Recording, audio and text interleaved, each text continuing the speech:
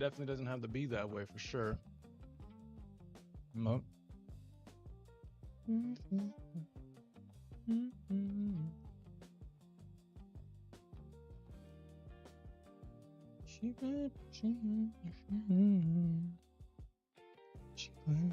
God damn, dude. Oh yeah, it is 4th of July. I'm not going.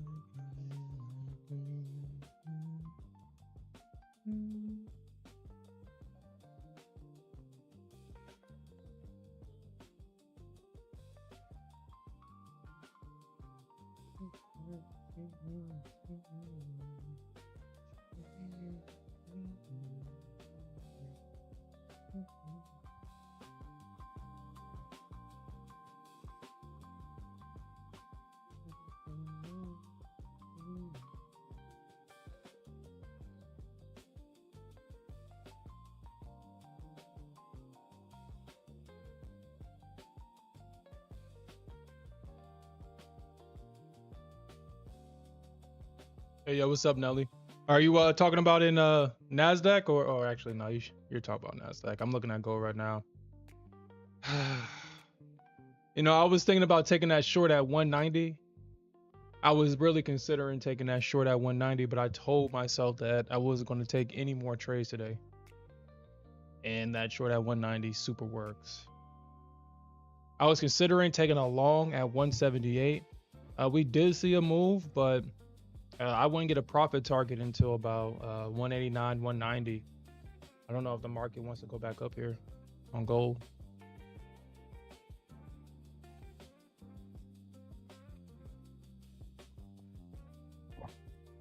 But how you doing this morning though?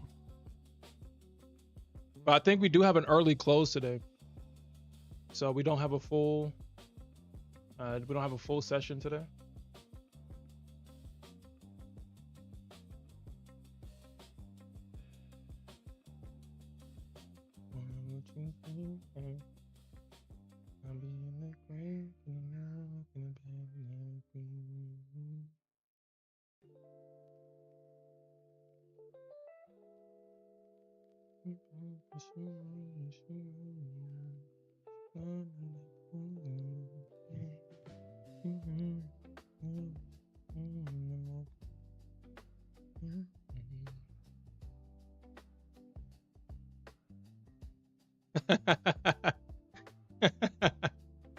Nasdaq says, "Yo, you should have went long. I mean, I tried to tell you, Rut Kid. You didn't listen.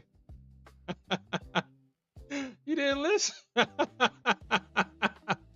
Nasdaq is a piece of work. She's such a piece of work, man. You didn't listen. I told you to go long. You didn't listen. There's consequences.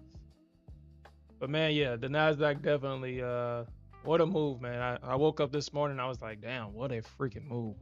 But good thing I took those. I closed that position in gold last night because, I mean, even though it was a runner, if I didn't take 50 ticks in profit last night, my feelings would have been so hurt because I would have lost 54 ticks.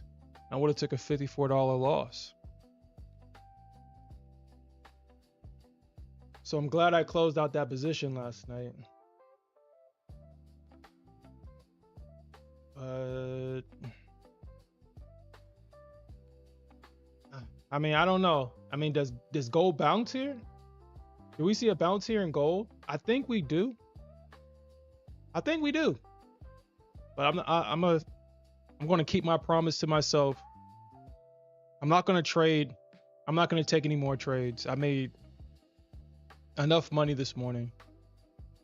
This is how I was in profits and hit daily loss limit yesterday because I was so high off of, my good execution, analyzing the charts, good execution, and just letting the trade play out. And I got high off of overconfidence and I lost all those profits and I hit daily loss limit yesterday.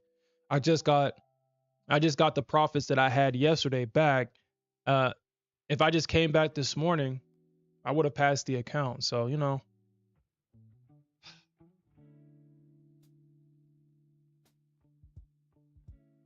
right.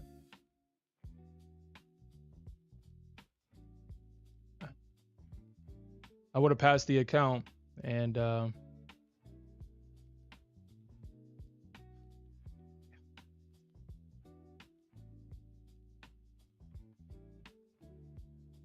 yeah, I mean, it the when it comes to the Nasdaq, man, especially with this market now. Hopefully Smith joins us this morning. I mean, if he's not going to trade, at least he can talk. I'm gonna just open up the voice chat just in case he wants to join. But I was speaking to Smith this morning, kind of going back off of what we was speaking about last night, and how he was taking a break from the market because this price action has been getting a lot of people. I mean, if you're stuck in the old way of trading the Nasdaq, or just waiting for momentum moves and having the market just continue to go in one direction, I mean, the market doesn't do that anymore necessarily. It does not do that anymore. For the most part, this is like, as an example, this is kind of the move that Smith would look for, and a lot of other Nasdaq traders would look for. But honestly, as I look at it, this is basically a break in a retest. I would trade the retest. A lot of breakout traders would trade, or momentum based traders would trade this. I would trade this. And a lot of people are taking these types of trades. They're targeting highs, and then the market's coming all the way back and stopping them out, and then making the move higher. So a lot of people is just having a hard time adjusting to that new price action or that new way to trade the NQ. But what I found that's been universal with the NQ, no matter what it does, is it's always in search of liquidity and imbalances.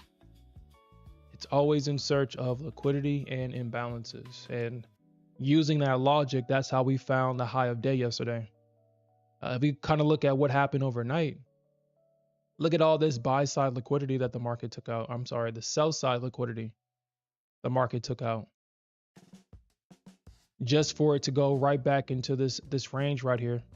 And you see that this low is still intact. So if this is the major low and this is the major high, if the market didn't take out the major low, well, then ideally the market is going to take out, or is going to make an attempt to take out the major high, unless the bears find an area where they want to try to reload and try to take out that low.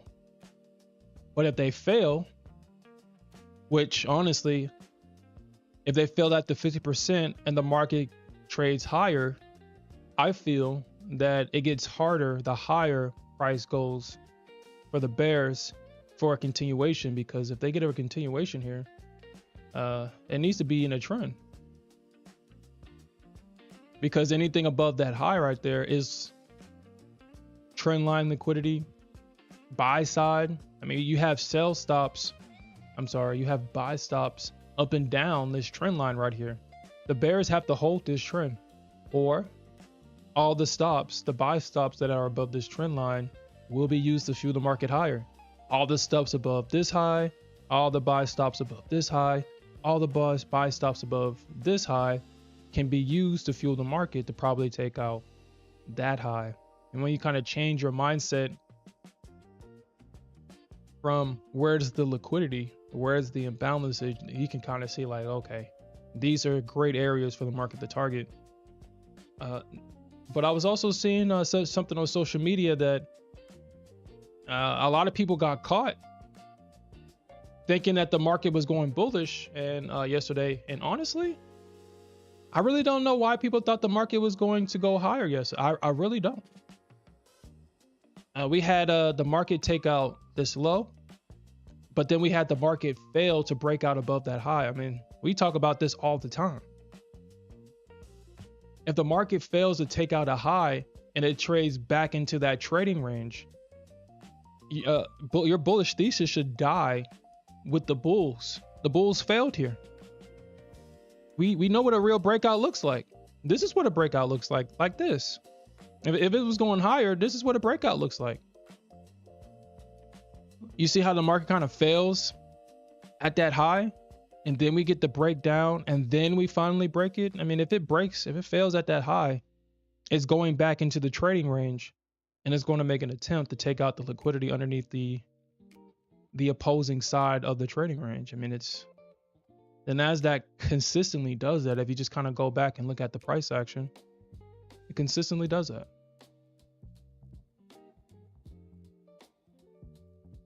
You said the bullish thesis was dead when they missed the NFP. You know, honestly, I didn't even look at the data. I'm actually, let me look at that. Actually, let me see that. I think it's called damn, what is that website called? Forex Market? Or is it Forex Street or something? FX Streets? Yeah, it's like FX Street or something like that.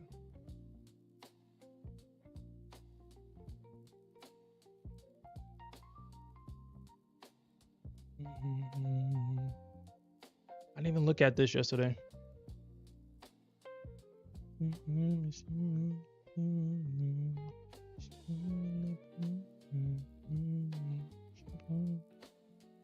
All right, so we got NFP. Oh shit. Wow. Wow. Dang. Wow. Wow.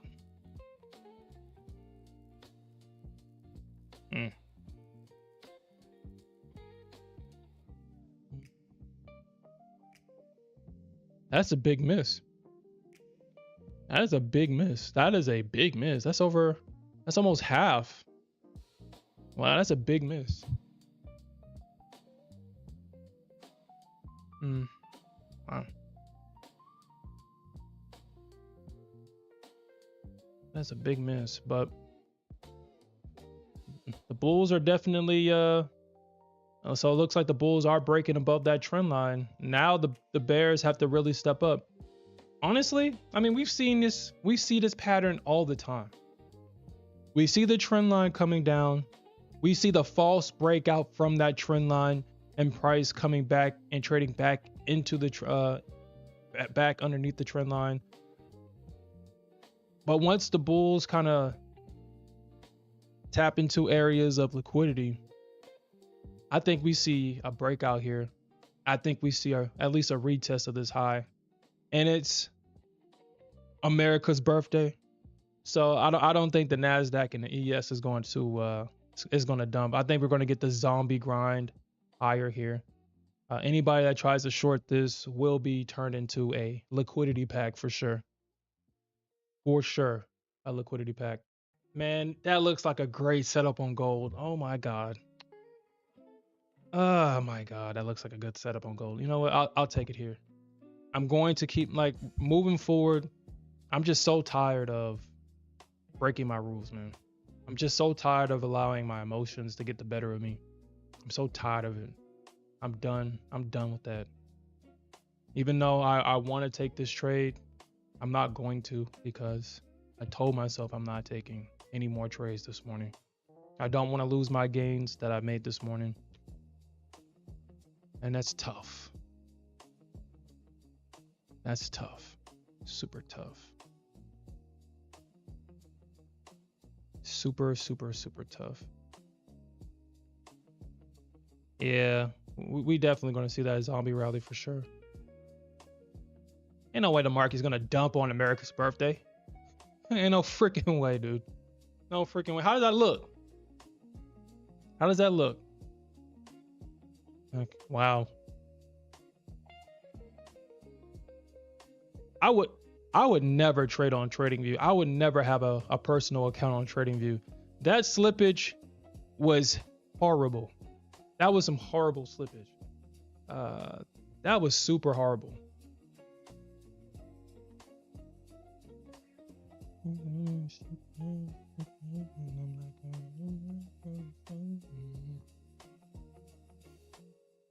Honestly,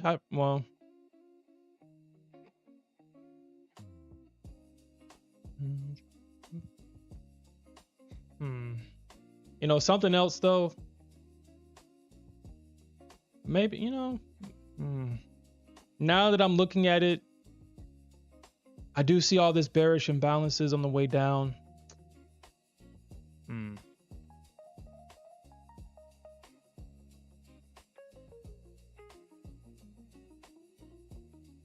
We'll see. We'll see. I'll leave that there. Go back to the NQ. Like I said, I'm not going to be switching back and forth with gold and Nasdaq. I'll just keep it on Nasdaq. So we got a trend line support. We have yesterday's initial balance low. This might actually be, if given the opportunity, I'm going to set a buy limit here. If given the opportunity, if it pulls back, I wouldn't mind actually going for the trade there.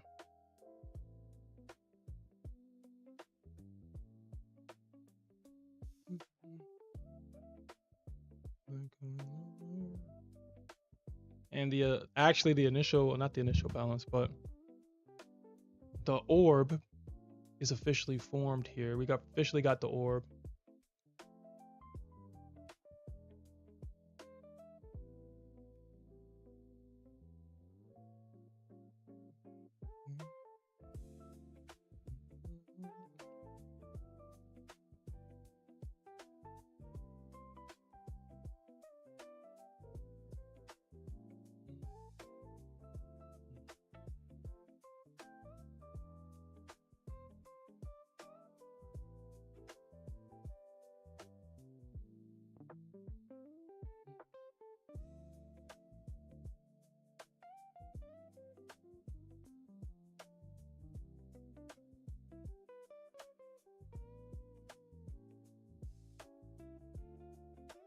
All right.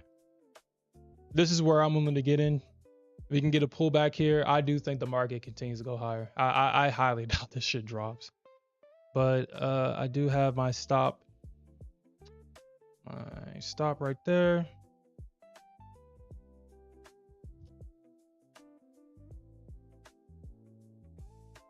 Four-hour candle. Let's look at the 4-hour candle. And the crazy thing is the 4-hour candle is the only time frame that's showing bearish right now.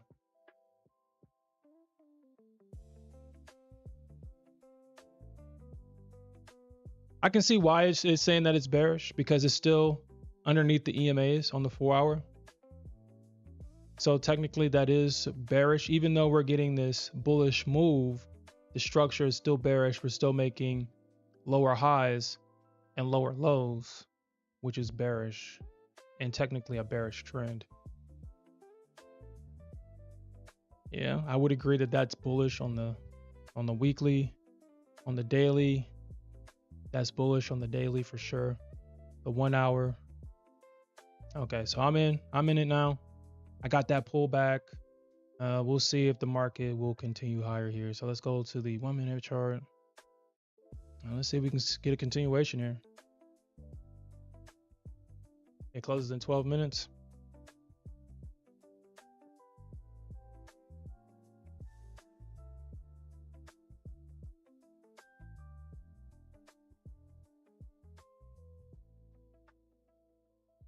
All right, so far so good. I like the fact that there's this 1 minute imbalance right here. I like the fact that we're at the initial balance low. And there's a lot of things that I like about this trade.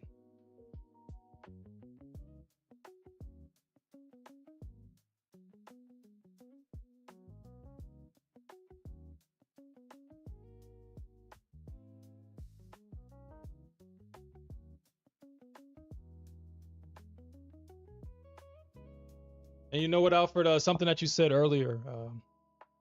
That's something I'm gonna put into practice moving forward as well. I'm not over leveraging anymore. I'm not adding to my positions anymore. Adding to your position is hit or miss. It feels good when it works out, but man, it sucks when it doesn't. It sucks when it doesn't. So moving forward, I'm just going to get in, take my partials, have my runners, let the trade play out. The only time I'll add to a position is if market comes back to my break even or close to it. I'll add to the position, and I'll only add half of the position. So if a full position is a 4 contract position, I'm only going to add 2 more contracts. I just have to be more, structured with my trading because I'm playing this game for the long term, or at least I should be playing this game for the long term. But my actions are suggesting that I'm playing this game for the short term, and that's not what I want. It's definitely not what I want at all. I want to be in this game for as long as possible.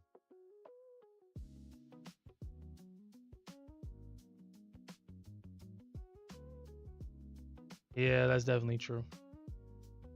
That's definitely true, Alfred. Definitely. I mean, so far so good on the trade. So far so good.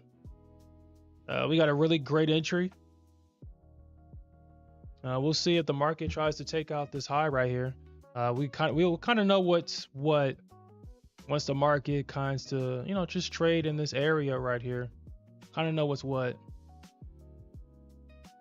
So far so good.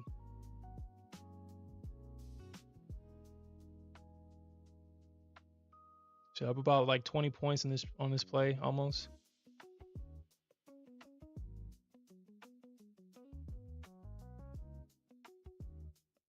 And it seems like the market. I mean, if you just if you go and back test, it's one of the things that I've found that you have to overcome when trading the Nasdaq is you have to let go of all variations of fear and being impatient. If you just imagine the Nasdaq, if you chase the Nasdaq, just imagine she'd turn around and then just punch you in the face, because that's exactly what she'll do if you chase her. She'll turn around and punch you in the face. And if you just imagine that, you'll stop chasing her and let her come to you, because she's like, oh shit, you're not chasing me? Hold up. And then, she'll come running to you, she'll fill your order. No drawdown. She'll give you a kiss on the cheek and say, that's what I've always wanted. I don't want you to chase me. I want you to let me come back to you. And she rewards that behavior with no drawdown, straight to target trades. But it's so much easier said than done. It's so much easier said than done.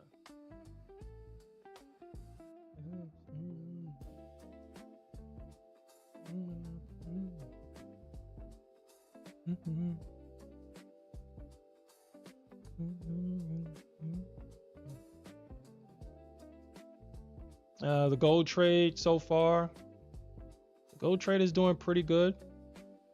Still in profit. It ran the liquidity underneath that lows, and it looks like it wants to begin to make its move higher. The same way that the Nasdaq is kind of trying to make its move higher as well. We don't necessarily have that much liquidity right now. The Nasdaq is only trading with 500,000 contracts right now. So we're not going to get those big explosive moves because we don't have the volume for it, but yeah, that's right. And you got to be pimps out here, man. You got to be pimping out here. You got to be pimping out here.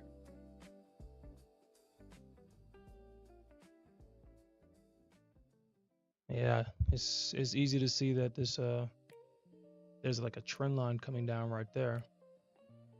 So the bears are trying to come into this thing. We'll see. But the bulls are holding down the fort.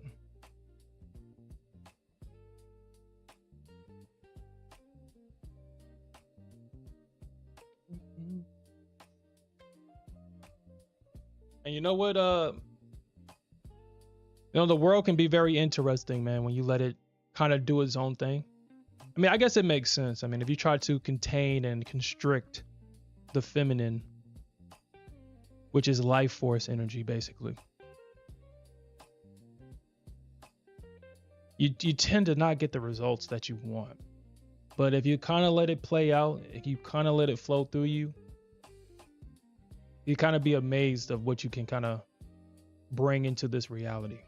We talked about something last night, something that I observed with another trader, something that maybe other people will blind themselves from seeing because he is a very successful trader. And all people are seeing is, man, this guy has it all. He has money, he has people that follow him, he has a community that he's building up, he's helping to get payouts, etc., etc. I do believe that he's very successful. I also shared last night that I do see, like, he's kind of where I would want to eventually end up, but it's kind of hard to not see that he's having a hard time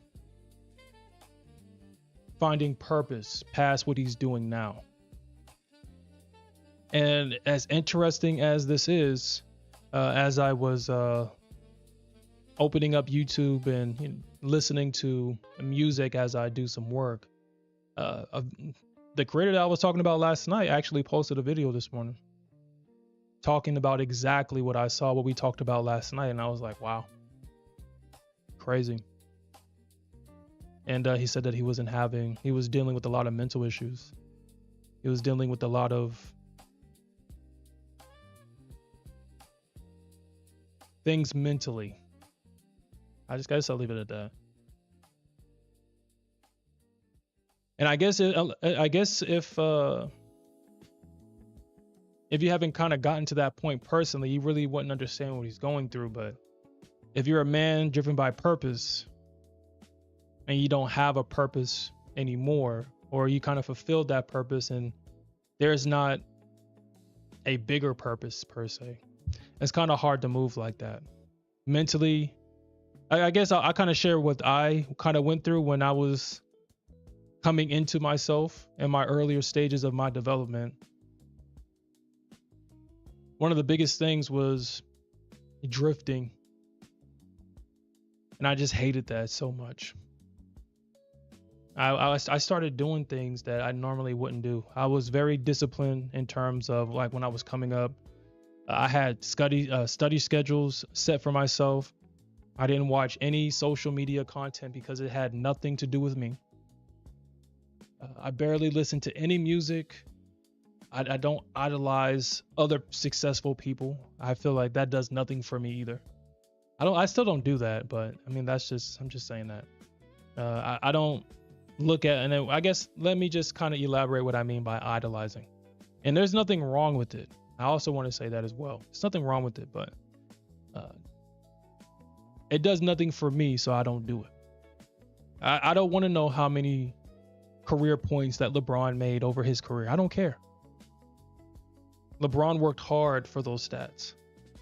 He showed up to work every day for 21, 23 years or however long he's been in the league. And he accumulated those stats over time by showing up consistently over the span of 21 seasons. And that's something that I can take from LeBron, is like, if he's showing up and he's working way harder than me, he's working mentally and physically. Here I am, I'm only working mentally and emotionally. He's working mentally, physically, and emotionally to show up every day. Because I mean, it's a lot of pressure when you have to step into the lights and everybody is expecting something from you. As a spectator, we don't ever take in that side in, but as a person that has expectations that soared hovering over their head, and they have to show up and show out every day, that's a lot of pressure. And a lot of people can't handle that pressure at all.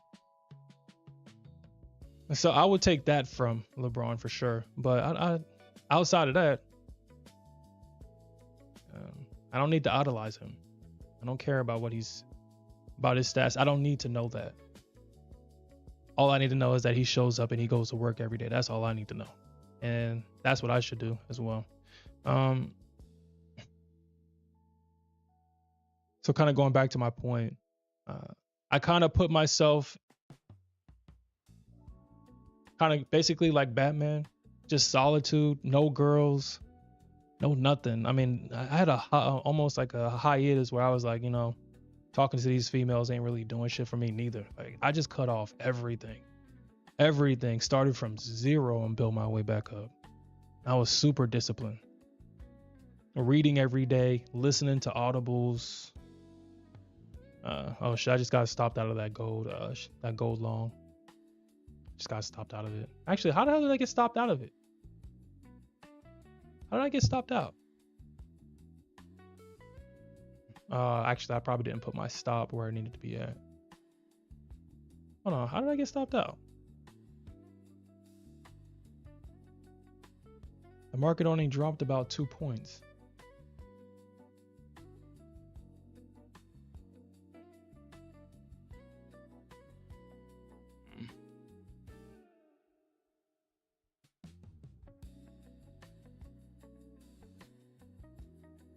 I was up here. So if I had my stop would have been, should have been like right here or something like that. It's a 5-point stop. So that's why I was like, how the hell did I just get stopped out of this? It's a 5-point stop. 86.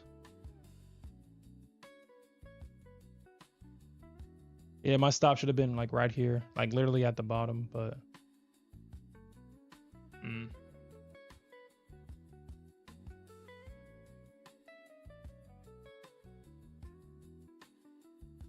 yeah, I mean, that's true. That's true. And one thing that I kind of want to pass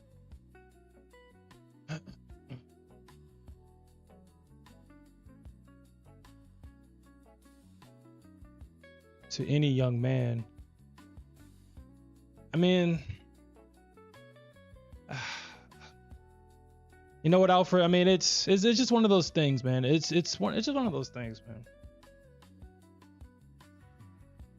It's just one of those things where both sides of the field is right.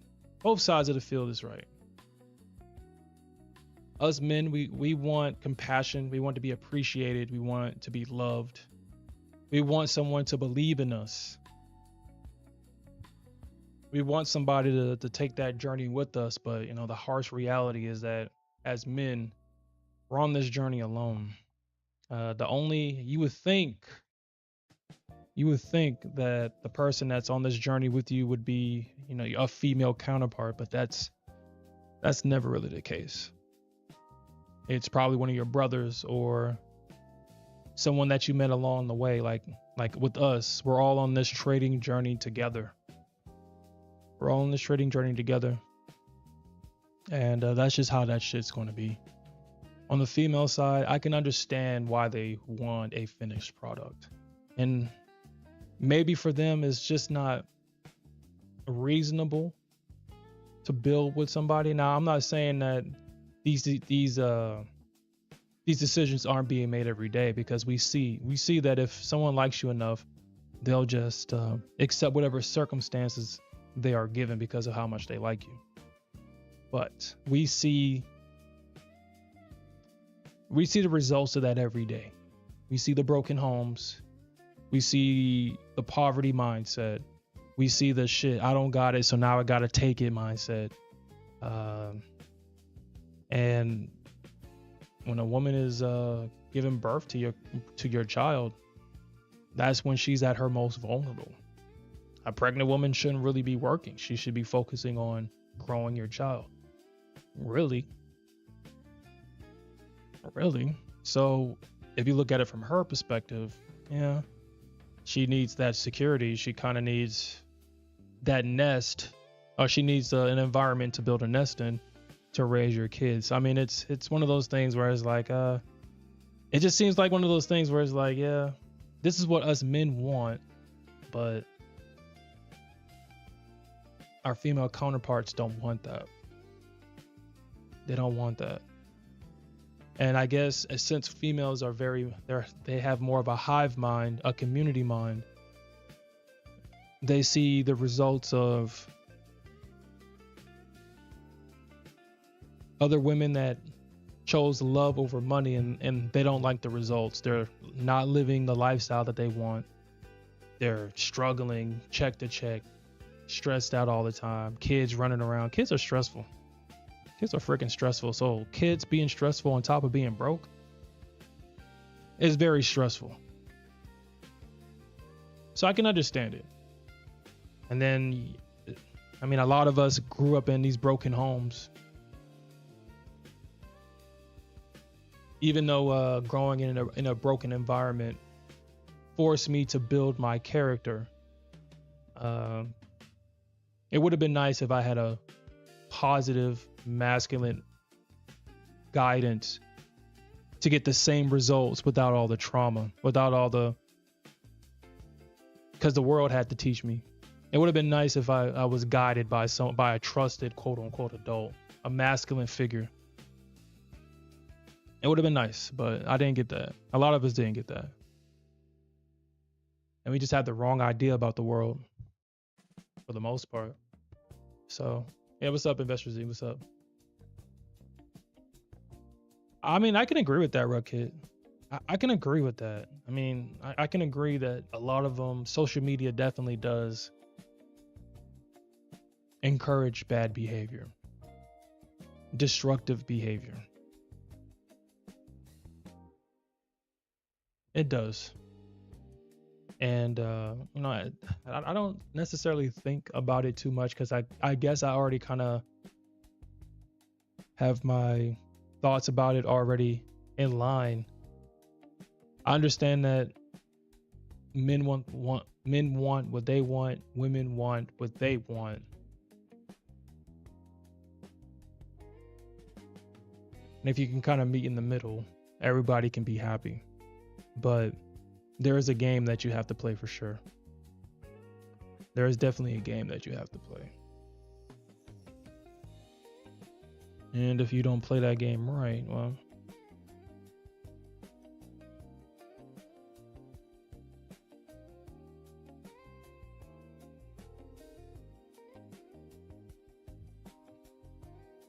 it can be very nasty.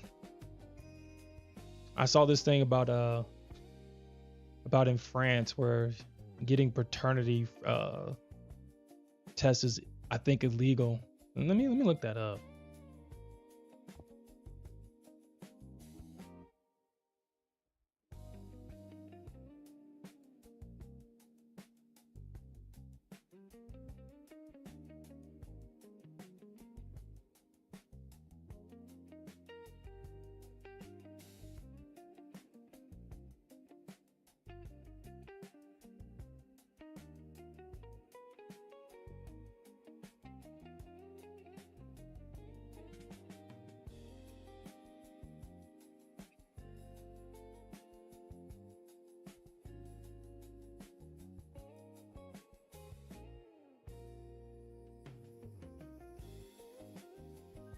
Okay, so I just got stopped out of that gold play for sure this time.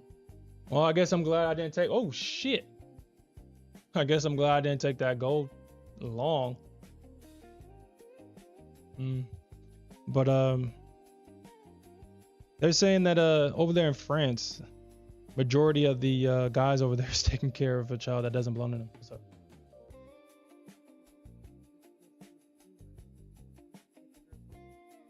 Okay.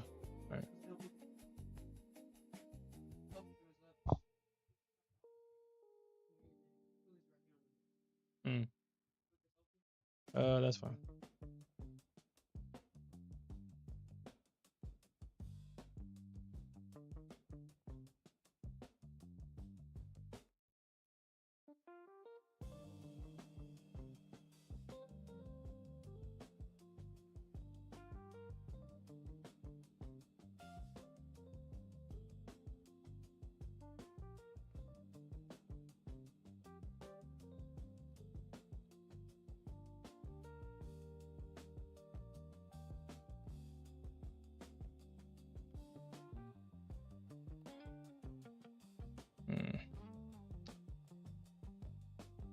God damn. Good thing I didn't take that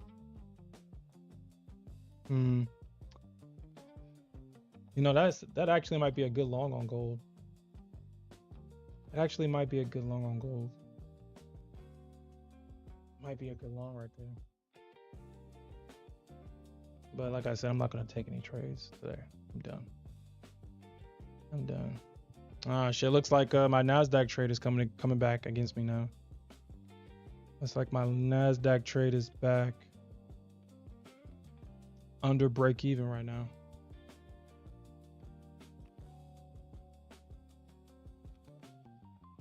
But yeah, I'm kind of going back to what we was talking about. Yeah, I mean, you know, honestly, I try not to think about stuff like that because at the same time, yeah, I mean, we all kind of want to build with somebody.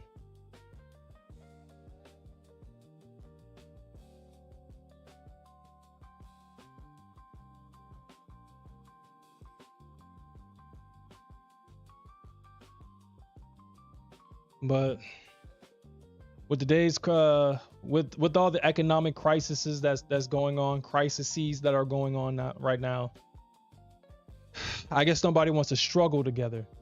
I mean, building and struggling together. I mean, that story is as old as time, and I think we all kind of want something similar to that. Hold on.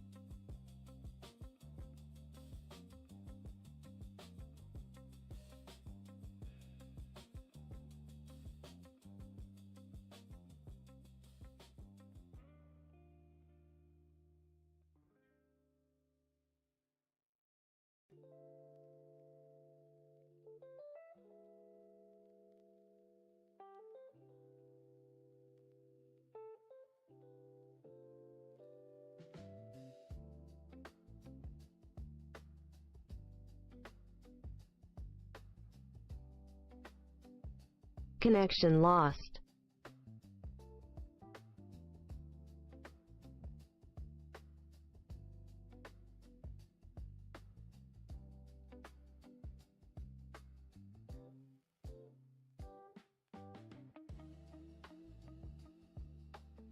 Looks like that was a nice little bounce off of gold right there. But yeah, I mean, yeah, people don't want to struggle with each other no more. I mean, that story's kind of played out, and with everybody, and when I mean everybody, we're talking about in terms of influencers and everybody showcasing their luxurious lives, privileged lives, being able to travel the world, being in different environments, and the reminder that you only have one life to live.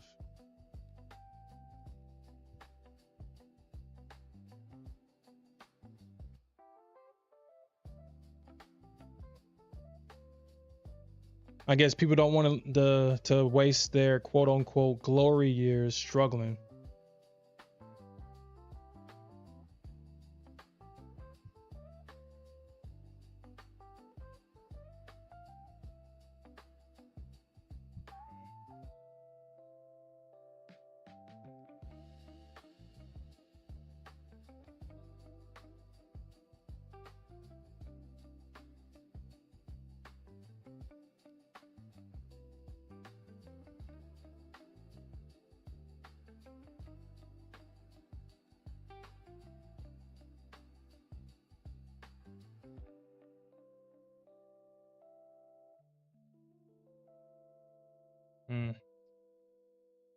All right. So here's my my backup plan here. We got the breakout from the trend line. If the market doesn't pop back up here and it wants to kind of retest this trend line, we have this liquidity right here that lines up perfectly with the trend line. So we got that liquidity underneath that low. We have the liquidity at that trend line. I want to see the market kind of tap into this area right here. And if you get a pop back up, I don't mind getting back in for a long going higher. Okay.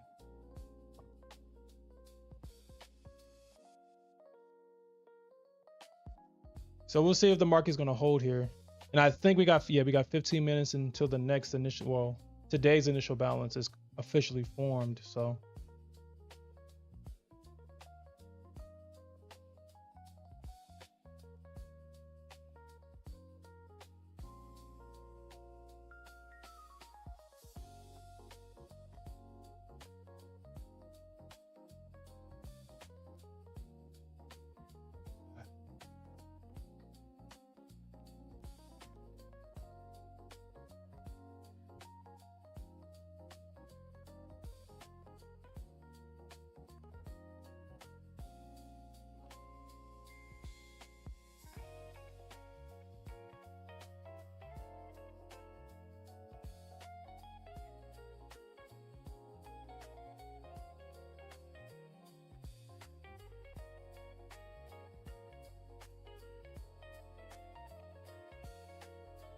she don't even know why she's crying. She's just doing it.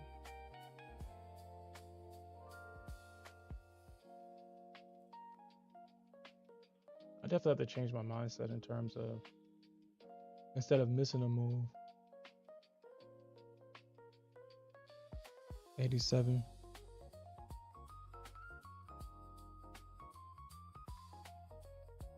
No way.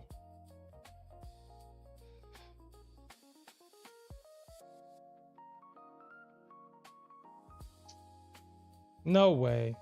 No way. Oh my God. No way.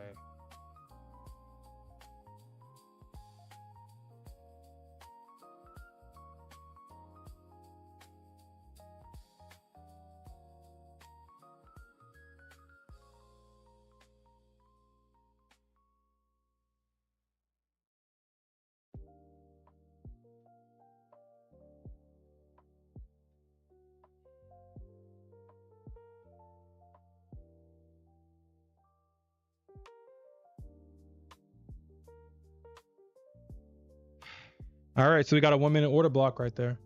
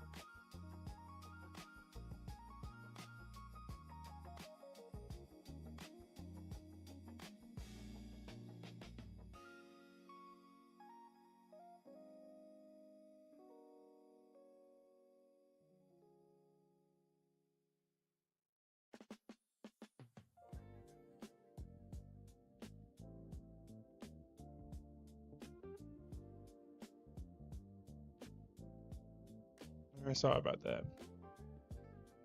Kids. All right.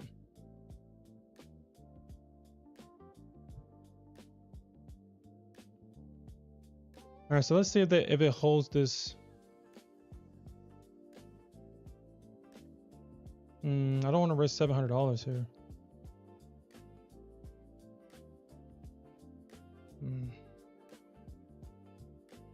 Okay, so what I'll do is I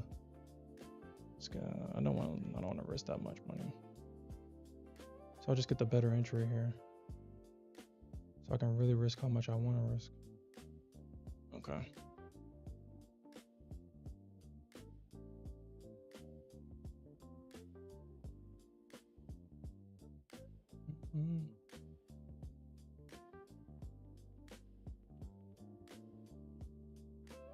I think we probably can go up to like 75. Maybe get like a false breakout above these highs, probably.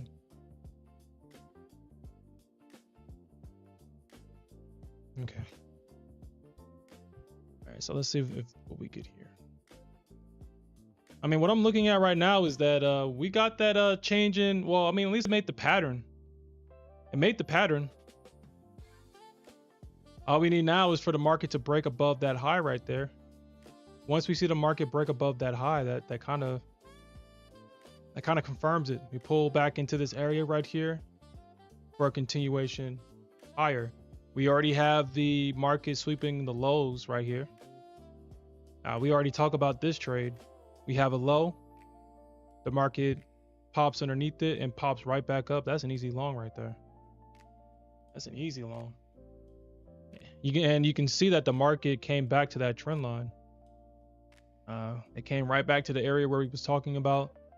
We saw the breakout. We saw the breakout, and then the pullback to the trend line. And now we're seeing the market. So I don't think shorts work anymore here. We may get rejections here and there, but I think now the market is now making its way towards these highs, and we will probably see the market run higher.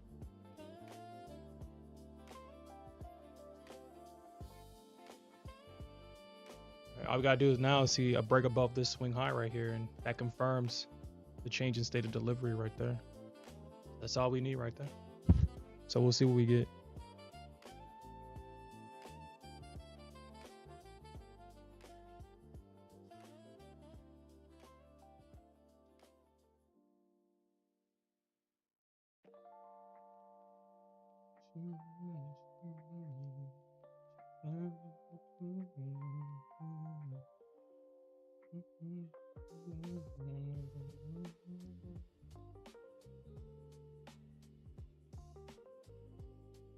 And that was actually a really good short, or a really good long on gold right there.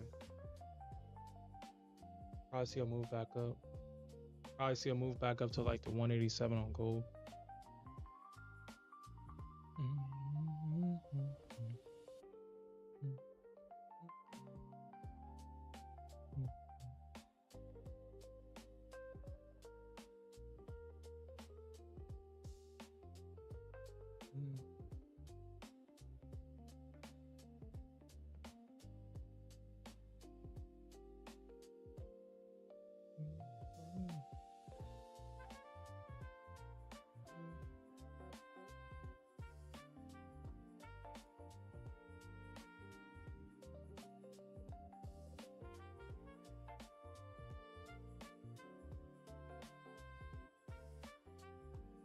Yeah, just use that kind of.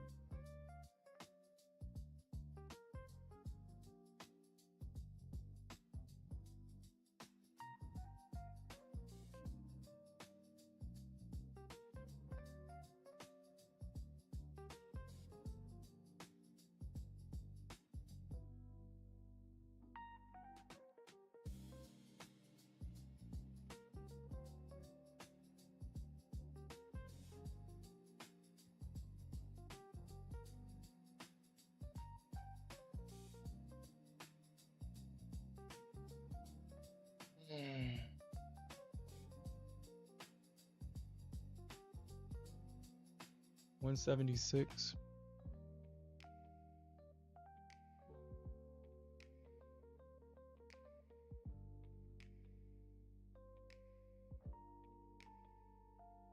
Well,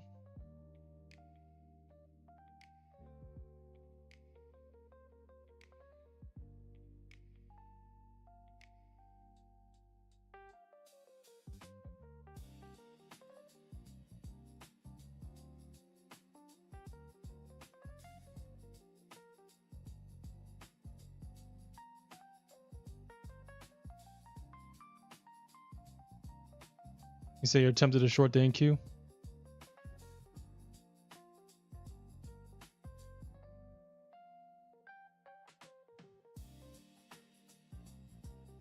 I mean, honestly, I would agree with that, man. I would agree with the volume. I wouldn't do it, but I mean, it's bullish on all the smaller time frames. We just got to bounce off of that trend line. In order for the bears to work, in order for a short to work, the bulls got to fail at this trend line. You already know they're going to try multiple times. So if the shorts work here, you would have to target this trend line because it's lining up with this low. And then there's an order block right here that the bulls are holding off on now. So it's, yeah, I mean, it's tempting to short. And I think that's like the trap that Nasdaq does, that Nasdaq uses to kind of tempt traders into, because if it wants to go higher, it has to generate the liquidity. And the only way to generate the liquidity for it to go higher is to induce shorts. But the structure is not suggesting that it's bullish or that it's bearish. The bears have to break structure, and then I would shift my bias to bearish. Right now, the structure is bullish. Well, actually, the market is consolidating right now. The overall structure is bullish, but it's consolidating though.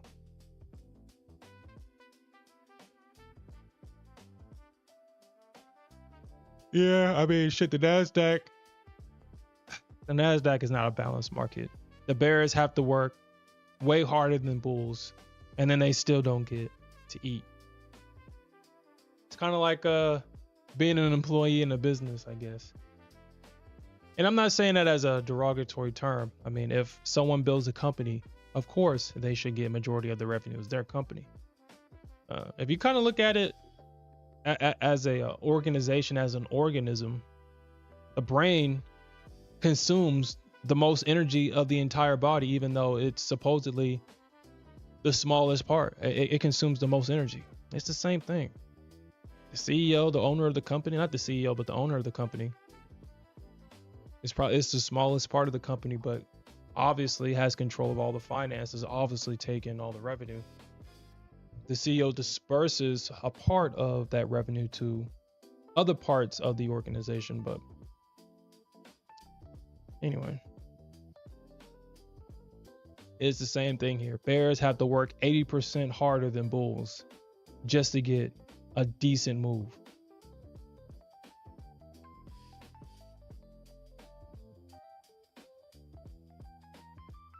And so it looks like the bears got induced short. And like I said, I wouldn't be surprised if we see a stop run above all these highs now.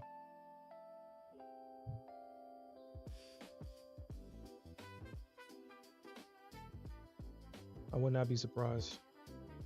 Now, if you go to gold, oh yeah, you see something like this is a short all day.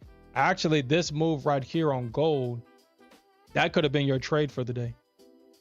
All you really need is 10 points on gold. Gold will deliver 10 points. At least. Kind of like the ES. The ES will deliver 10 points. At least, if you can kind of get in on a pullback trade. You have to be super patient for 10 points. And I think that's why a lot of people don't necessarily find that desirable, because you have to wait for the market to set up.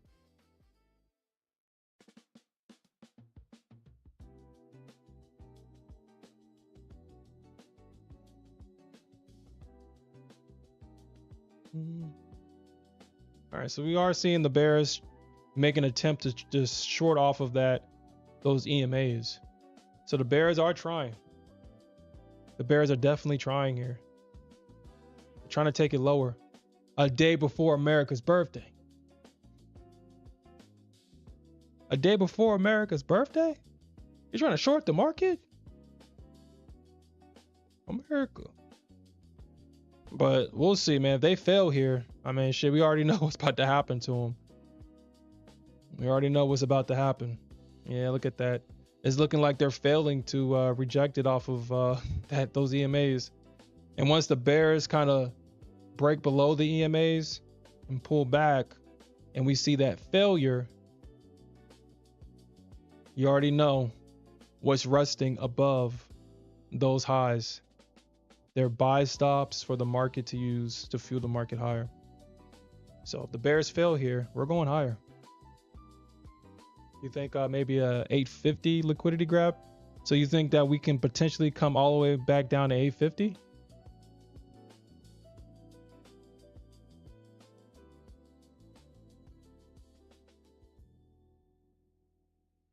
Shit, I feel like if it breaks this low, shit, we can probably, we can get to 850. Probably go a little bit lower. If it fails to hold at 850, we can definitely go a little bit lower. You think so? Yeah, the session ends, I think, at 1 o'clock or 12 o'clock Central, I think. Yeah, so we have a half day today, Rakit. I don't know if you're aware. Or hold on, maybe I'm wrong. We got a half day, right? I think the market closes early today.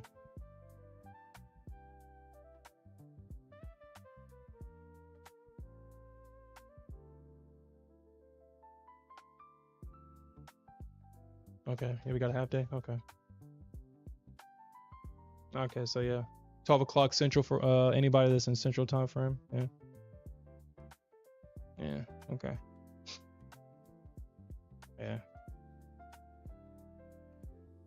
And that was a beautiful gold. And that's the one thing about gold, man. That's kind of like a cheat code for gold. That is a cheat code for gold. If it doesn't, so what I've found, if the market doesn't, like if it creates a low and it creates a high, like as an example, let's just say that this is the major low, this is the major high, and the market doesn't continue to trade in this range. If it breaks that low, it likes to pop right back up into it. Like it just seems like that low is always a fake out. It's always a fake out unless it's super trending. Like I guess right here. So yeah, I can use a real example. That's the major low. That would be your major high right there. You see how the market fakes underneath that low, goes to the next level of support, and then bounces right back in. Well, I guess technically, yeah, that's a failed breakout. And that's always an easy trade right there on gold. Those failed breakout trades.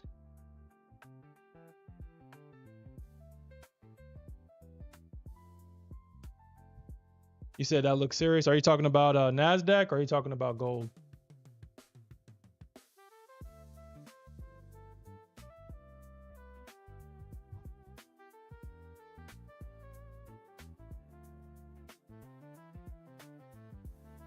The thing about it is just being patient for it, I guess.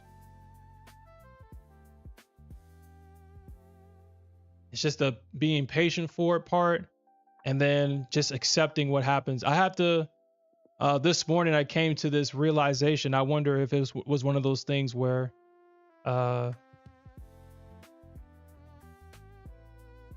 teacher will come when the student is ready. I had just one of these revelations. Like I was kind of thinking about this whole thing entirely wrong.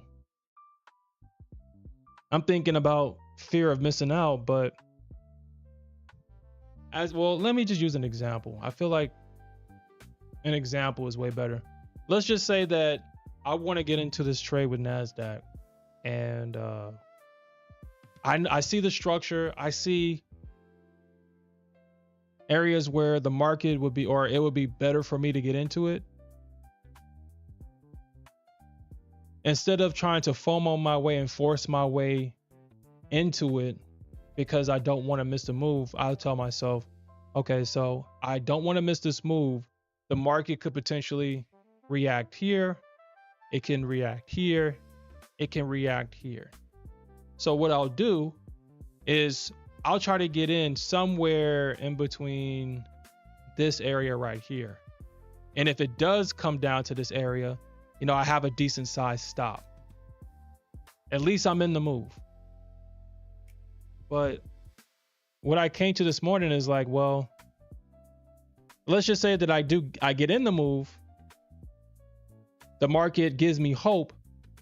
And then it comes down to the best entry anyway. And then it makes the move. So regardless, even though I alleviated the pressure of getting into the move, I disregarded structure because of my emotions. I allowed my emotions to dictate the trade. And if I'm continuously showing myself that my emotions are the drivers of all my trades, how can I become better at better execution without getting emotionally hijacked if I'm continuously training myself or conditioning myself that I'm going to take all my trades based on how I feel about it? And when you say it out loud, it just makes complete sense. But we all know that emotions are meant to override logic. But in this trading game, that's what we have to overcome. And once we kind of overcome the emotional hijacking and just take a step back and think of what's happening logically, taking that deep breath and regaining control. You see what I'm talking about right there? You see what I'm talking about? What did we just talk about? What did we just talk about? What did we just talk about? If the bears fail to hold that thing, we're going to see a stop run higher and we're going to see a move to these highs. Do you see what I'm talking about? If you just take a step back and logically think about what the market can do, or if you just understand what the market does to move, and just understand and just really go through and talk about what the market needs in order to get to its market objective, you can literally talk price action into existence if you really just sit back and think about it. If the market wants to go higher, it has to generate the liquidity. If we're trading on a low liquidity day, what do you need? We need willing buyers. We need willing buyers. Who are willing buyers? Sellers. Where do sellers put their stops? Above their highs, above their positions. Right there. That's where buyers put their stops. If the market needs buyers, we'll just turn the bears into buyers. And we'll get that pop up. And that's what happened here. The bears failed. The bears kind of got induced in this market. They got induced. They failed. They came at that trend line. And right there at that trend line is all that buy stops right there. And where did it go to? These highs. And wow, look at that. A failed breakout above these highs. And what's happening? The market is going right back into that trading range. I mean, this is why when I see stuff like this and we kind of talk about what's happening, this is kind of like that light bulb moment for me where I'm like, okay, there's no reason to behave irrationally when trading responsibly has given you the results that you want. I mean, how often do we trade on tilt and trade with our emotions and get the results that we want in the markets? That rarely happens. It doesn't happen.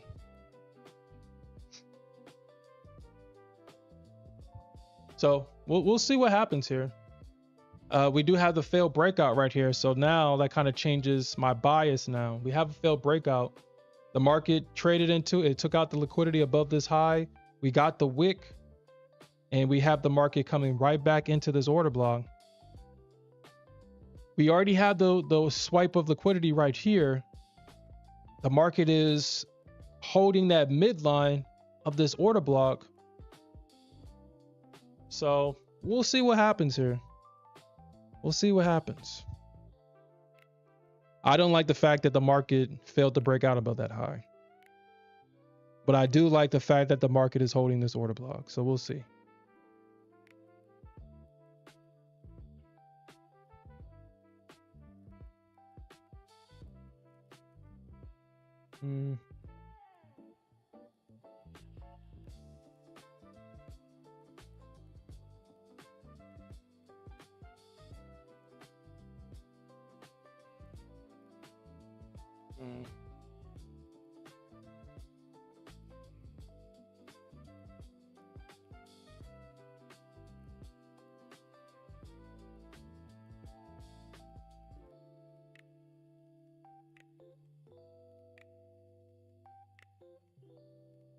It's bearish on the 3-minute.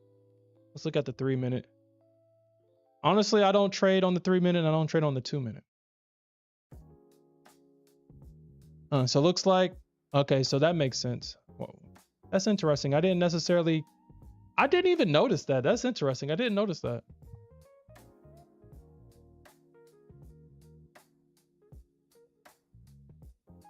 So if you traded the 50% of today's imbalance, I mean, you got 1, 2, 3 shorts from the 50% of the imbalance today. Wow.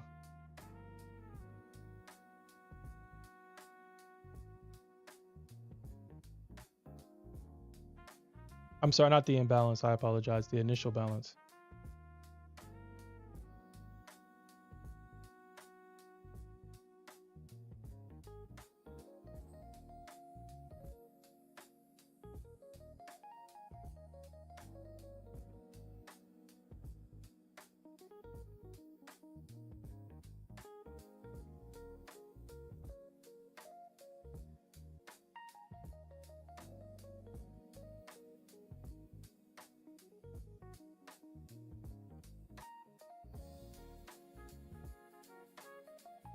All right, let's see if we can get another run above these highs. I feel that if we break these highs, we're trading into this area for sure. Or let me rephrase that. It's highly likely that we trade into this area right here, especially if we break above these highs.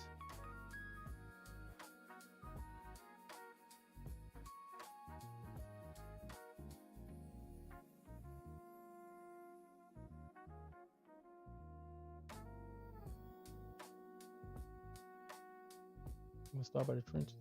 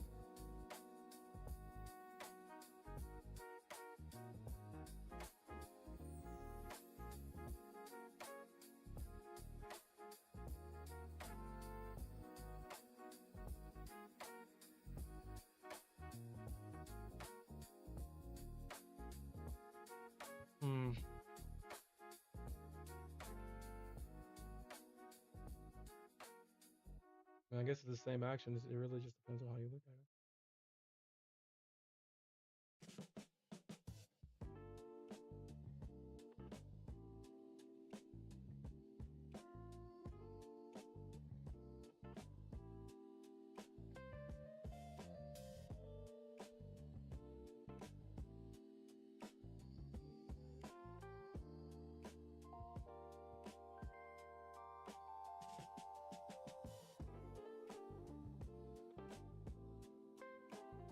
All right, we should see another pop up. You still got the bears trying to sell into this thing, and as they try to sell this thing, all it's doing is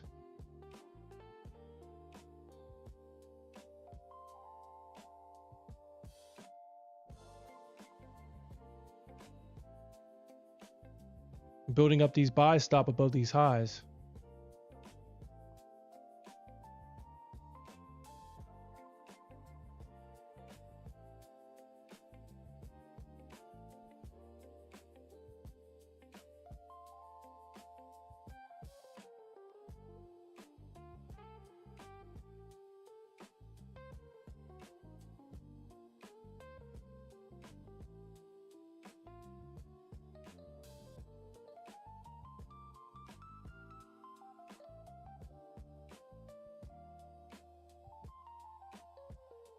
Mm.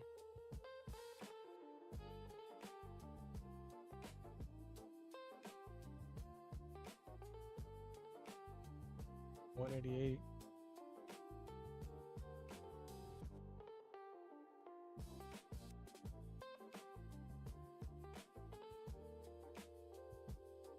I mean, that's a change in state of delivery. It'll pop up, but then it'll go long. It's not gonna go short. It'll just pop up and go long.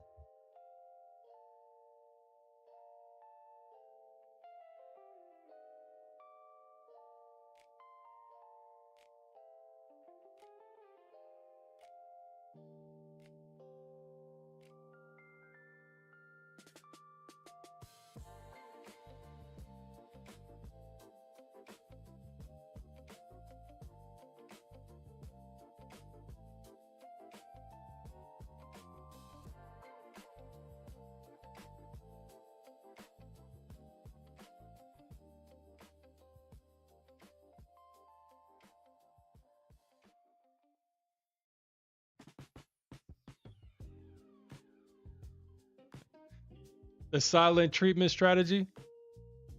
That's a very notorious strategy right there. Hey, yo, what's up, Gordon? Yeah, I think I think we shoot up from here.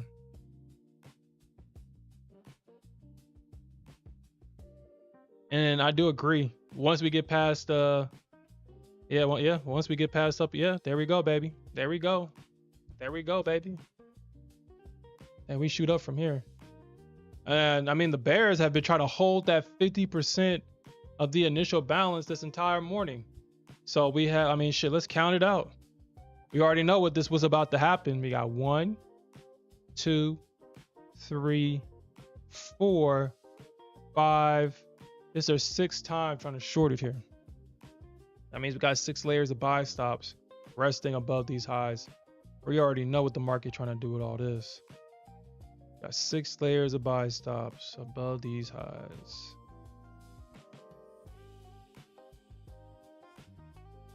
So either the bears hold or they fold.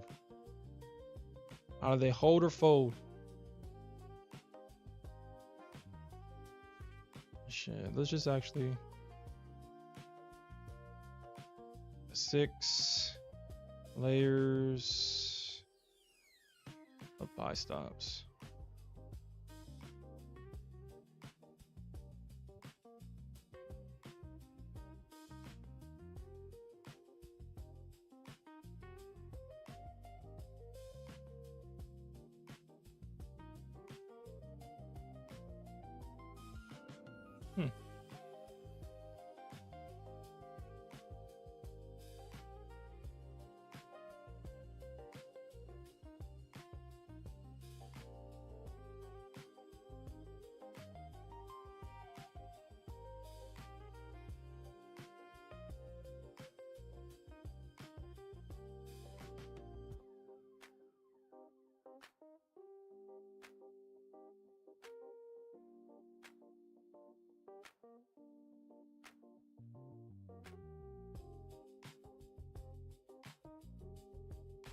All right. I mean, shit. The Bears know. The Bears are coming knocking at that door. The Bulls are knocking at that door, and we should see this thing launch. Really. We should see it launch. Nelly, where are you at in gold? Did you catch that bottom or where are you at? Where are you located on the chart? All right, so let's see. Should get that push now. There we go, baby. Look at all the buy stops getting ran. I mean, these tactics is what, honestly, if you want to become very familiar with this type of trading, I don't know if CL trades like this anymore, but CL used to call her a stop digger, man. I recognize that this is how CL traded before I even understood what it was doing. CL would trade like this because it was like a low liquidity item at the time. And CL would just run stops, and then explode.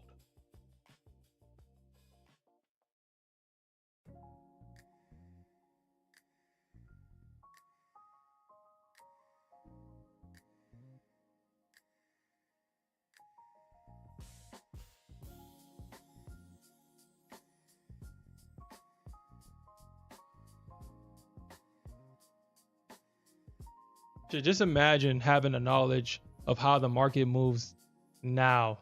If you can go back and give that knowledge to yourself in the past. Just imagine where you'd be at. Good.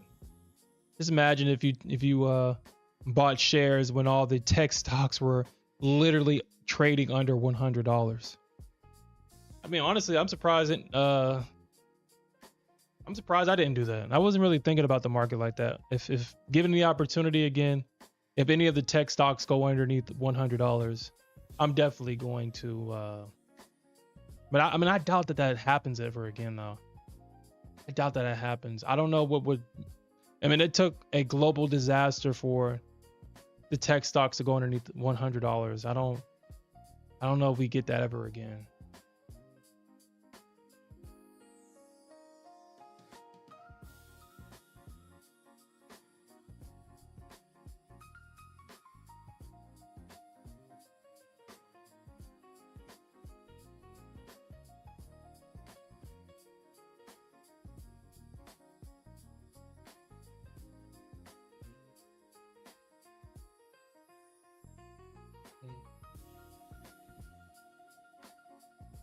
Gotta overcome that shit. All right. We should see the squeeze now.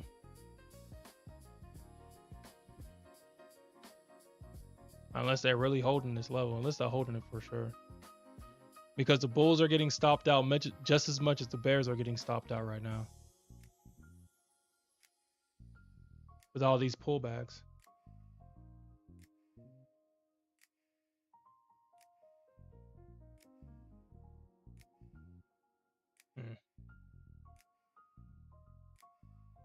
So you're targeting 185 then.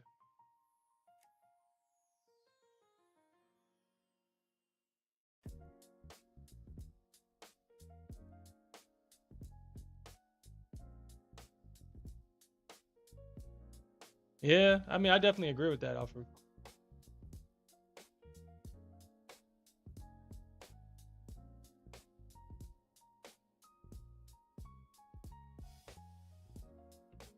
There you go, gold.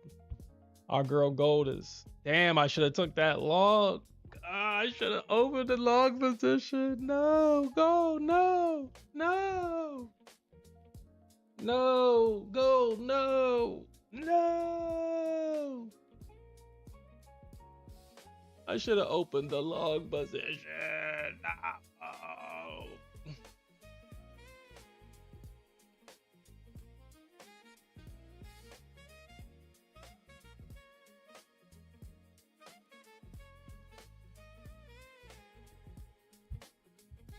But I'm following my rules today. But boy, these emotions, man. These emotions, man, there's.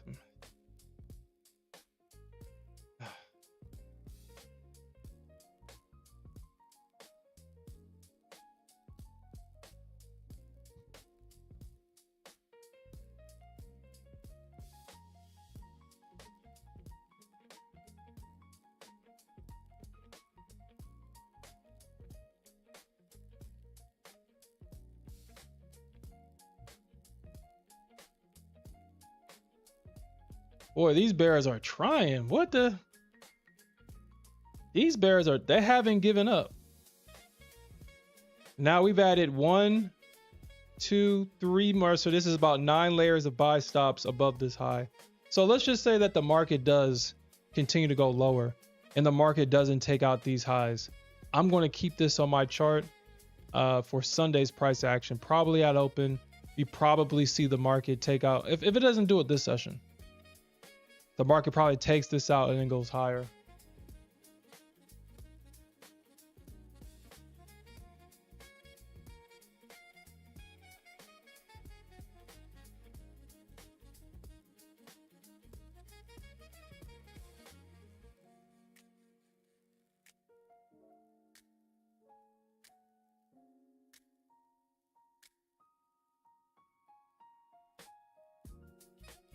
So you already took TP, Nelly? Yeah, the 15-minute just retested the 21 EMA on my chart. On the 15-minute. And it looks like it's rejecting off of the initial balance midpoint. Let's see.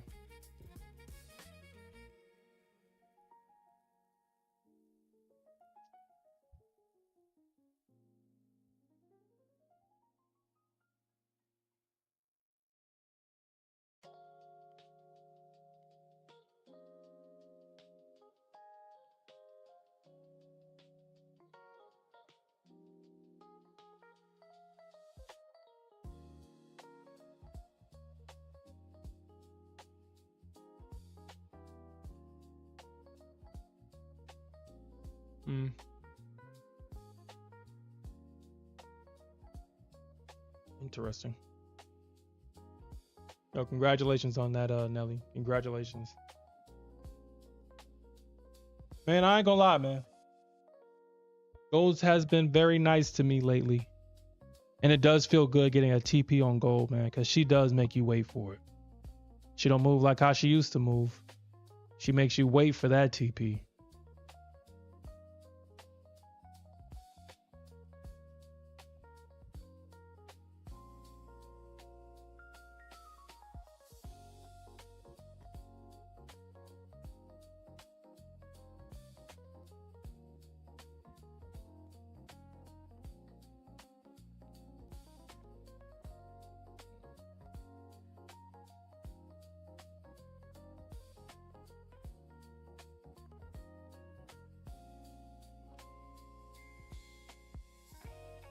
It looks like we got some liquidity sitting at 188 on gold.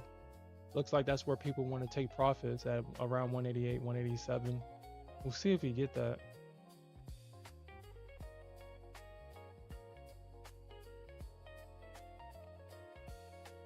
All right, gold is coming into some structure, so we'll see if the bulls fail above that structure. It probably might go to 88. 89, 88, 89, probably. 88, 89.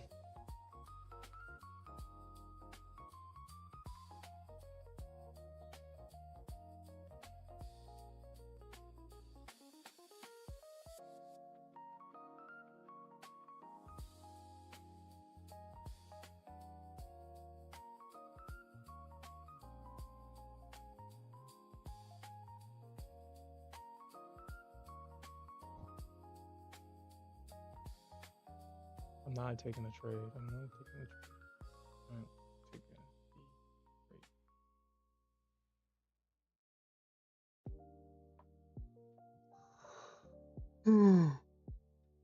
Rutkit, gold is whispering me the same way Nasdaq was whispering to you last night.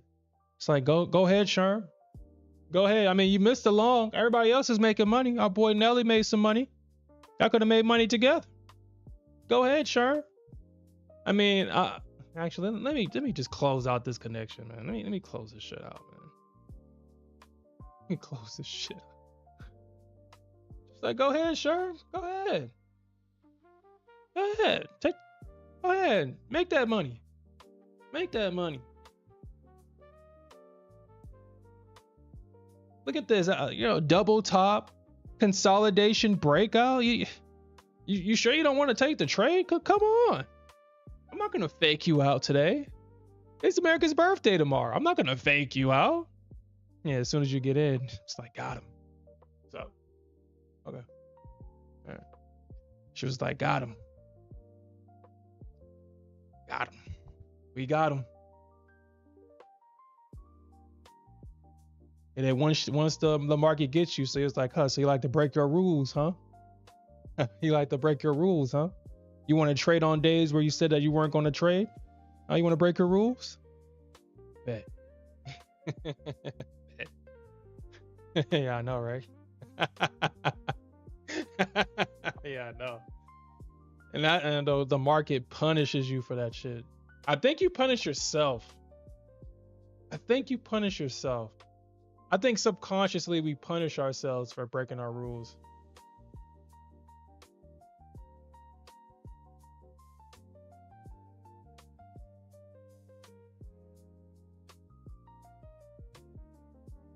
Yeah.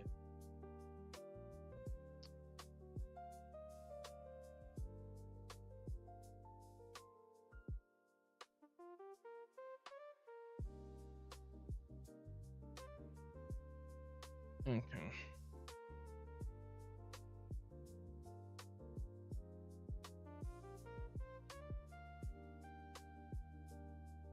Well, if we take this out, I mean, the Bulls are still holding this order block. So, I mean, I guess the Bulls, they still have hope. But man, the Nasdaq is being nasty. I'm not, now that I'm kind of looking at the overall structure, as I said earlier, she is stopping out everybody. Everybody's getting it. She's stopping out everybody. Everybody is getting this work.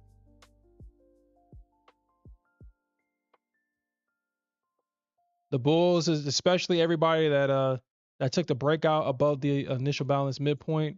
They got super clapped. Everybody, well, I mean, actually, technically, the only side of the market right now is making money is the Bears, if you really think about it.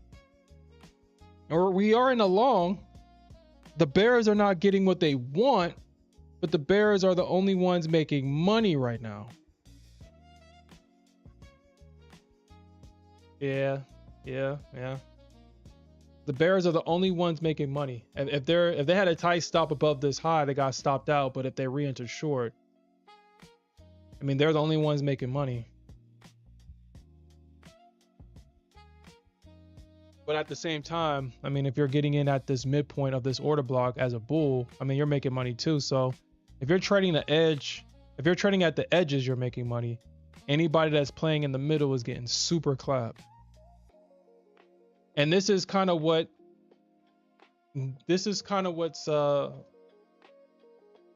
been the biggest blocker for a lot of traders nowadays. I mean, if you go on social media, everybody is talking about the same thing, and this is what they're talking about. You're seeing the breakouts and then the clapping, the breakouts, then getting clapped, the breakdowns and then getting clapped, trading in the middle. You're just asking to become liquidity. Trading at the edges is where you're going to make your money.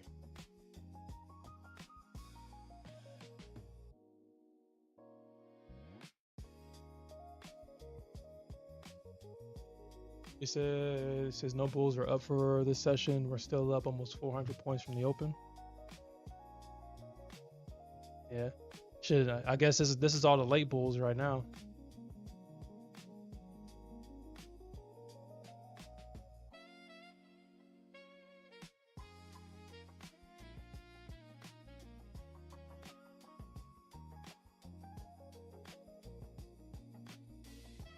And I mean, it seems like that's the new meta as well. The market is moving in the Asia and London session. The New York session is now seems like it's just there for manipulation.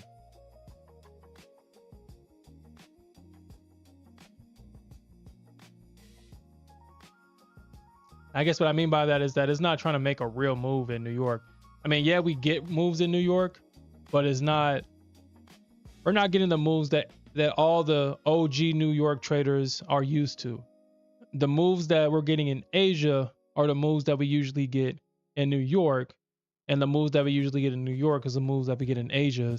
because Asia is typically for manipulation and setting up the market for New York. It's not like that anymore. You really have to change your mindset. You kind of have to come in during the Asian session if you want clean price action. It's slower, but it's cleaner. Look at that breakout gold. Gold, why? Gold, why? Why? Gold, why? No, gold, no, why? Why are you tempting me so? Why? All right.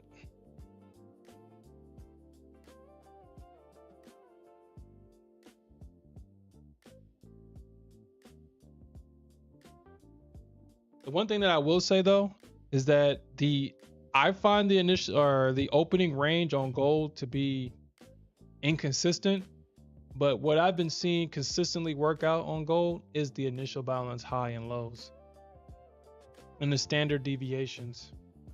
I'm really starting to consider just marking out these initial balance levels on my chart.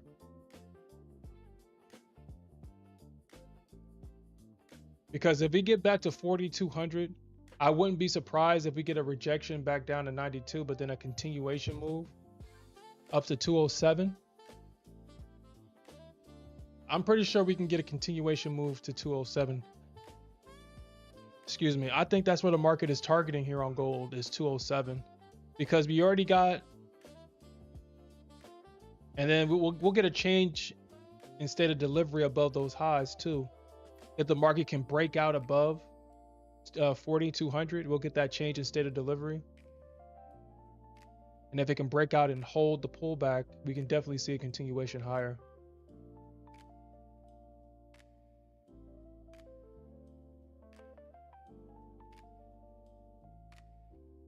Yeah. Yeah. I definitely agree with that, Nelly. I definitely agree with that. When I was trading gold and silver, I would try to, well, not try. I would look at the charts around 7 o'clock Central Time and cut off my trading around 9 o'clock. But when I stopped trading gold and silver, there was really no point for me to even trade the New York. I find that gold and silver, if you can kind of get gold and silver out the way during Asia, there's really no reason to trade New York for sure. Yeah, I definitely agree with that. And I think the market, if we go on gold real quick,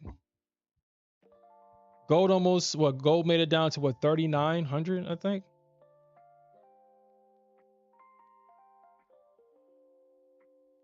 Yeah, so gold made it all the way down to 3,950. It took the liquidity underneath those lows. Kind of what we were talking about, that the market had to hold these lows, because if we lose these lows right here, it was going to 36, and sure enough, the market held these lows.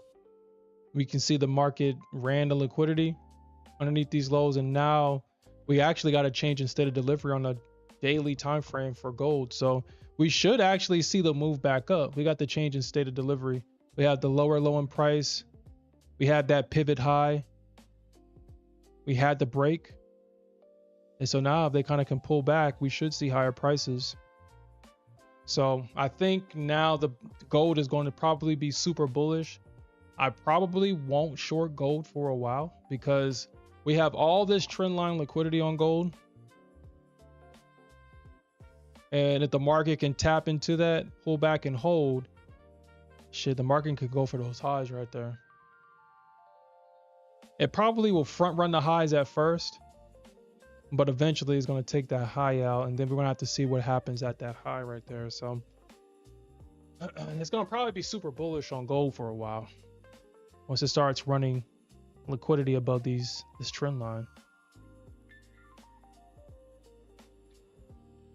Yeah. Do you prefer the slower price action or when it was super fast previously? Which side of gold do you prefer? When she was trying to be out here like the Nasdaq, or She trying to come back home. She was out in them streets. My bad, I didn't say that correctly. She was out there in them streets. And then she got burnt out. And she's trying to come back home now. So I learned the error of my ways. I learned the error of my ways. The streets are not for me. But see, that's the thing. He says, I needed to learn that about myself. You can't come back home after that. You can't come back home. You can't have your cake and eat it too, man.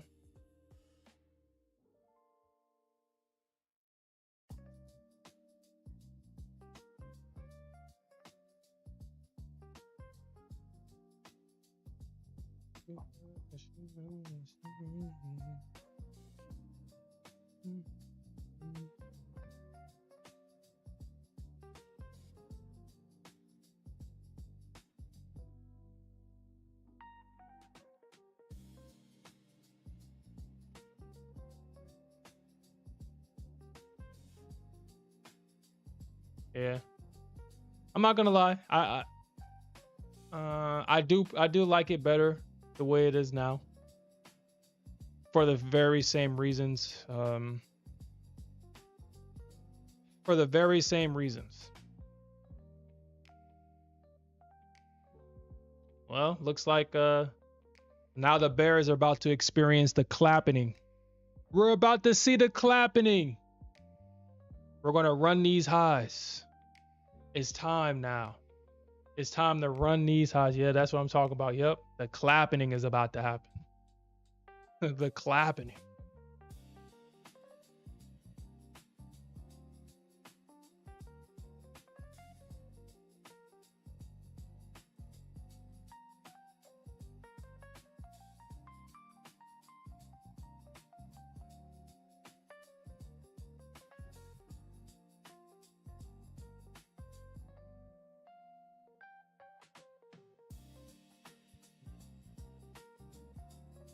And these Bears don't learn.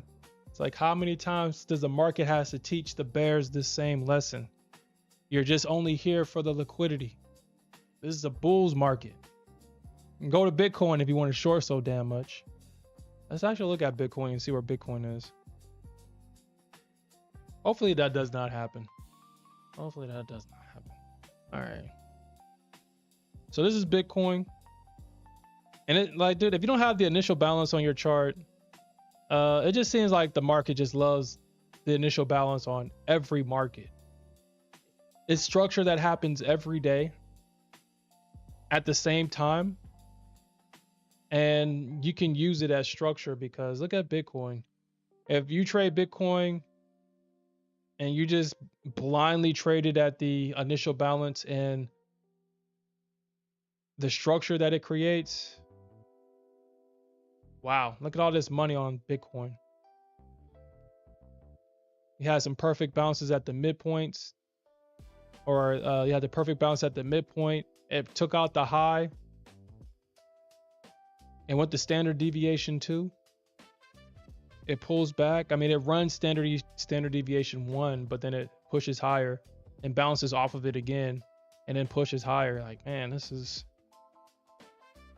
the initial balance, huh?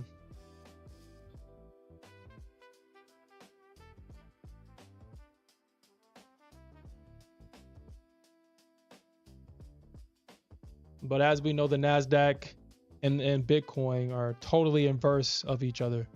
Not in price action, but in the way they behave.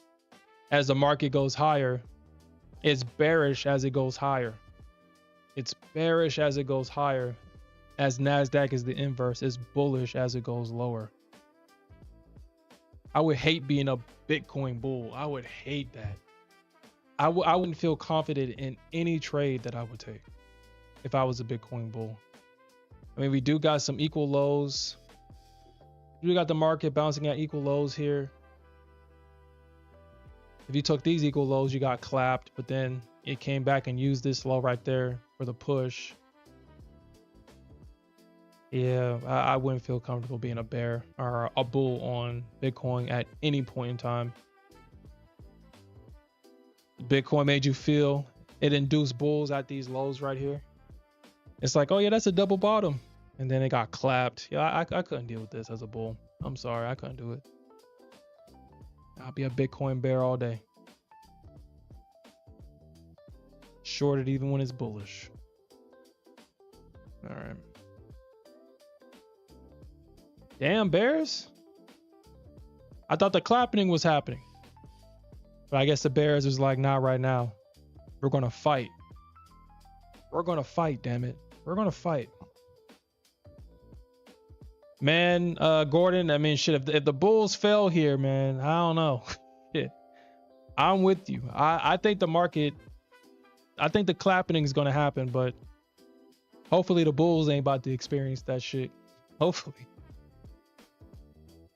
Because the Bears are holding this level. I don't know why. Seems like the Bulls are just having a hard time breaking it. But I know if it does trade lower, I know that this level is going to be a level of interest next week. They'll get ran above these highs for sure.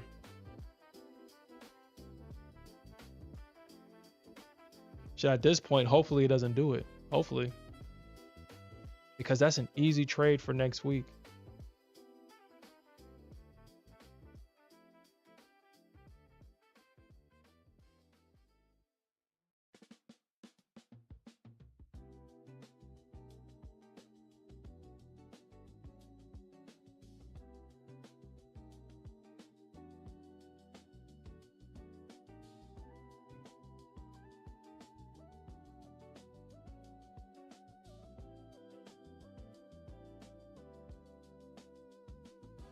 All right, so we did see that rejection at, well, it was at 87. I was looking for 88 for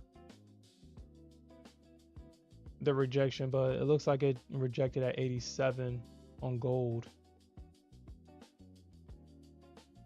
Seeing the rejection at 87.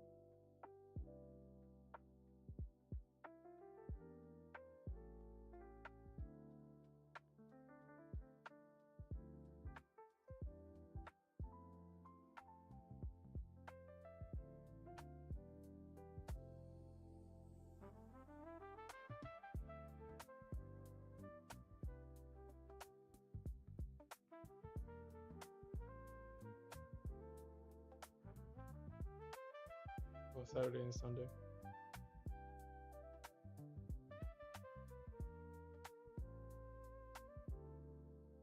Damn, we see the tick strike.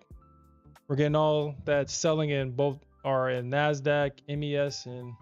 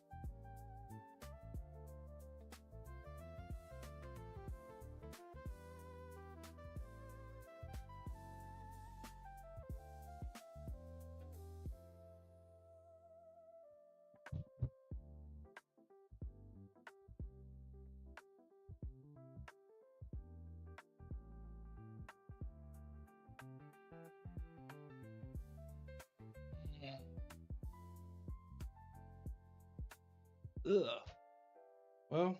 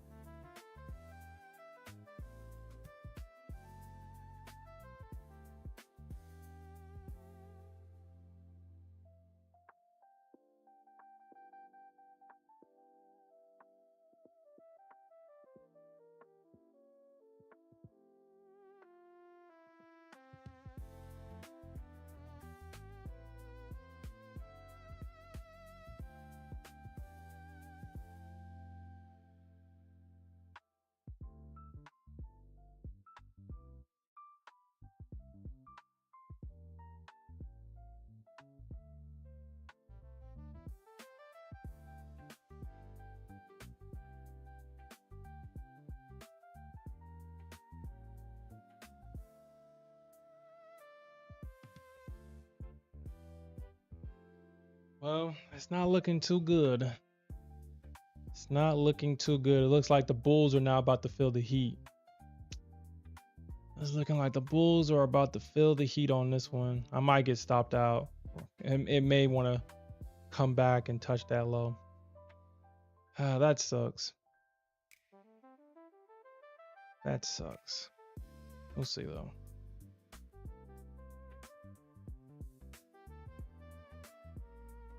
The clapping. I thought the clapping was going to happen to the Bears, but it looks like it's going to happen to the Bulls.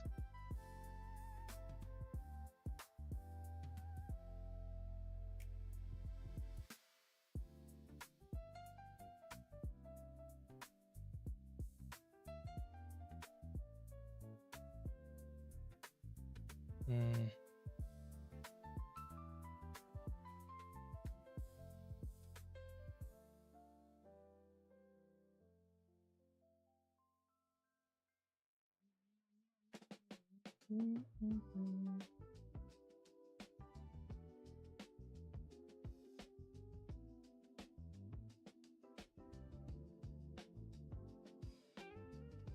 $9.56.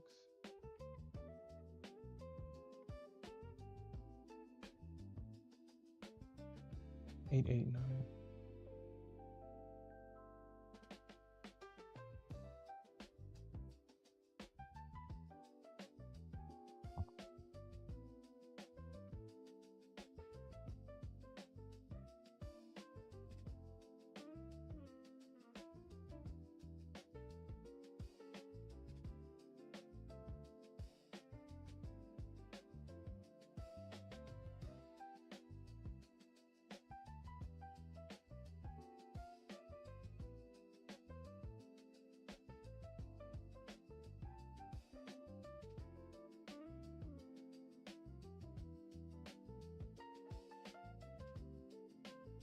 You know, your emotions 24/7.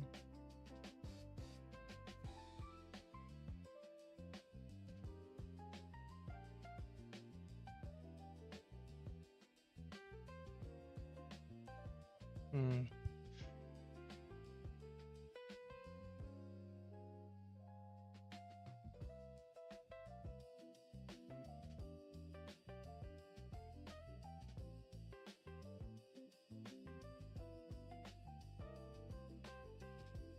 I think it goes to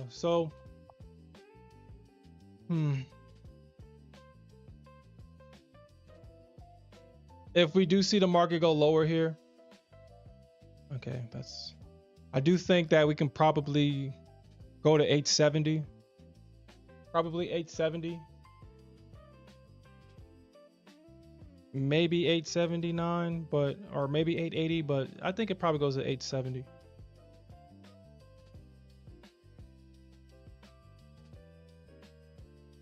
Yo, congratulations. Oh shit. I guess the Bulls just got clapped. Okay. And that's the thing about the Nasdaq, man. That is the one thing about the Nasdaq. That is the one thing about the Nasdaq. We thought that it was trapping the bears. Nope. It was trapping the bulls. The bulls were getting trapped. Well, I took a small loss on that trade.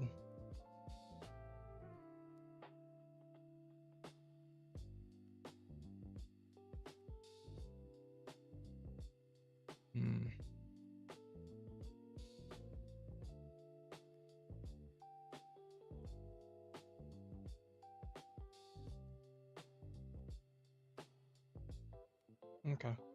But all right, guys, that's going to be it for me today and this week. I do appreciate everybody that joined me this week. I will definitely come back on Sunday night, and we'll definitely look for more opportunities to earn some more money. And with that said, peace out, everybody, and keep on jabbing.